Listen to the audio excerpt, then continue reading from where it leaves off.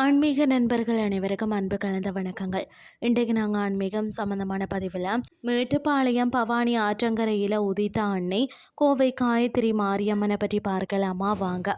கோயம்புத்தூர் மாநகரின் முக்கியமான ஆன்மீக மையங்களில் ஒன்றாக திகழ்கிறது தான் சுந்தராபுரம் மதுக்கரை ரோடு பகுதியில் அமைந்துள்ள அருள்மிகு காயத்ரி பஞ்சமுக பூங்குழலி மாரியம்மன் திருக்கோயில். புராண பின்னணியும் வரலாறும் என்னன்னு சொல்லி பார்த்தீங்கன்னா, இந்த கோயிலின் பின்னணியில் ஒரு சுவாரஸ்யமான வரலாறு இருக்கிறதா.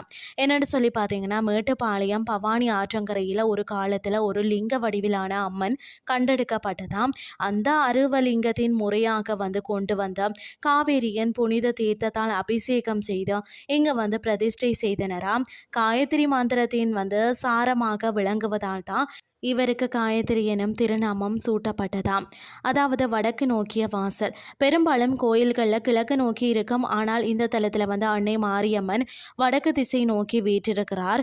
வடக்கு நோக்கி வீற்றிருக்கும் அம்மனை வழிபடுவது வாழ்க்கையின் தடைகளை நீக்கி வெற்றியை தரும் என்பது பக்தர்களின் நம்பிக்கையாக இருக்கிறது.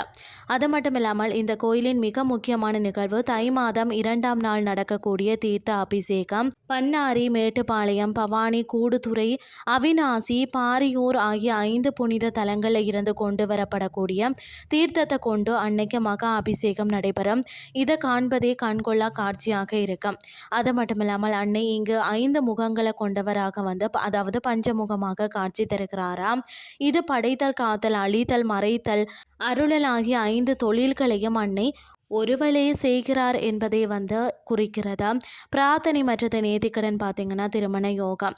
திருமண தடையால் வருந்துபவர்கள் அம்மனுக்கு அர்ச்சனை செய்து வேண்டிக் கொண்டாலே விரைவில் கைகூடும். அதே மாதிரி புத்திரதோஷம் இருக்கிறவங்க இங்குள்ள தீர்த்தத்தை தெளித்து கொண்டு வேண்டிக் கொள்கிறார்களாம். அம்மை மற்றும் இதர வெப்ப நோய்களால் பாதிக்கப்படுறவங்க அன்னைக்கு பால்குடம் எடுத்தும் அக்கினி சட்டி ஏந்தியும் தங்கள் நன்றியை தெரிவிக்கிறார்களாம். மற்றது பரிவார தெய்வங்கள். இந்த கோயிலின் வளாகத்தில் மாரியம்மன் மட்டுமே தனித்து இல்லை.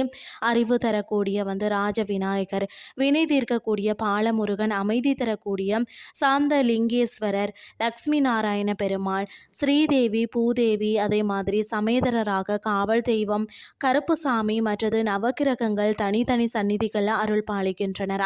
ஆன்மீக தேடலில் இருப்பவர்களும் மன நிம்மதி வேண்டுபவர்களும் ஒரு முறையாவது கோவை சுந்தராபுரத்தில் வீற்றிருக்கக்கூடிய இந்த அன்னையை தரிசிக்க தவறாதீர்கள். இன்றைய ஆன்மீகம் சார்ந்த பதிவு உங்களுக்கு பிரயோசனமாக அமைஞ்சிருக்கும்னு சொல்லி நானும் நம்புகிறேன். இதே மாதிரி மற்றும் ஒரு ஆன்மீகம் சார்ந்த பதிவோடு உங்களை சந்திக்கிறேன். நன்றி.